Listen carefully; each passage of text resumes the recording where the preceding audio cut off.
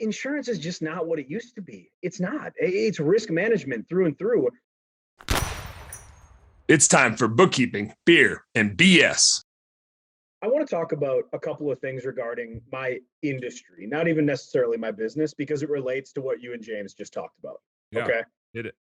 When you think about it, your business, no matter what you're doing, comes down to four essential pillars, right? You've got people, right? Compliance and engagement and all the things you're doing. You've got process. So risk management is a part of that, but you've got all the elements of your business. Financial, which is a huge piece of it, how all of that works together. And then the last thing that you're really, really thinking about and talking about is strategy. How do these four things all come together, or three things all come together?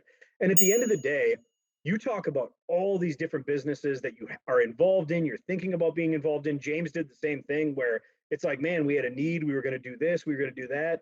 It's funny because I don't have a commercial. What I have is insurance is a outdated term and it's a dinosaur. Risk management is the only term you should be using. The truth of the matter is, in your businesses, there are more uninsurable risks than there are insurable risks, right? And what you need to be evaluating and looking at as you're doing things like you and James are is understanding that business is so different depending on what you're getting into, how you're going to do it. Heck, Dan, even adding entities at different ownership levels in the same line of business that you do can impact all of the elements of what you're doing from a risk management perspective. So you hear about insurance, you hear about policies and protection. The honest to God truth is this: you can buy all the insurance policies in the world, but there can be gaps, there can be holes, you can be uninsured in the wrong areas, and you can lose your business overnight.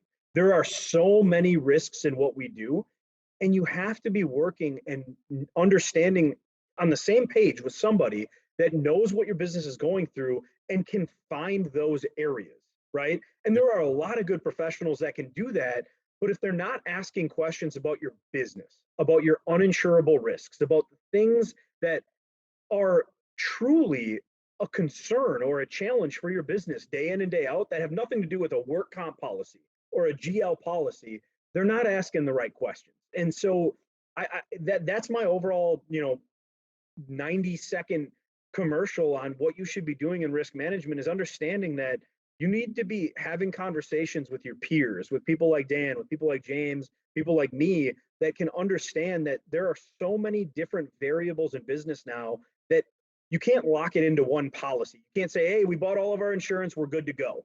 You're not good to go. I promise you, Dan and I uncover things left and right when we're talking about business that need to be paid attention to. So that's my little bit on that from the risk management side of things. I'm really glad that you just dove into it without letting me ask a question, because literally here was how I was going to frame it up. Like, all right, Corey, so we got our general liability insurance, we got our auto insurance, we got our workers' comp insurance, and then probably an umbrella. Like, you want to hit on those four types of insurances, like what people should be thinking about? And you just were like, yeah, fuck all that. Like, actually, insurance is just part of the tools for managing all of the risks in your business, and be thinking about the risks. Don't just be thinking about this like one insurance thing. So I'm glad you just dove in instead of letting me ask you a stupid question. Right. Well, and a lot of it comes down to very, very simple understanding of risk, right? So you have four pieces of risk, just like you have four pillars to your business. Risk comes down to your profile, what you have, right? Whether it's insurable or uninsurable, right? The transfer of risk. How are you transferring risk? Sometimes it's through an insurance policy. Sometimes it's through subcontractor agreements, whatever the case may be.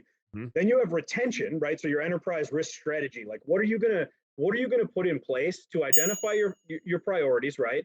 And then develop a strategy of achieving them. Like, I mean, that's a big piece of it. Is it's not just buying an insurance policy. You have to understand how the inner workings of your company, your culture, all the pieces play into that. And then lastly, you have mitigation, right? And so gap analysis, strategic analysis. Insurance is just not what it used to be. It's not. It's risk management through and through. And regardless of the kind of business you are, leading on to what you and I talked about earlier, Dan, you change one element of your business, your guys are going to go up a couple floors higher, right? It changes every element of your business, every element of your risk profile and what you have going on.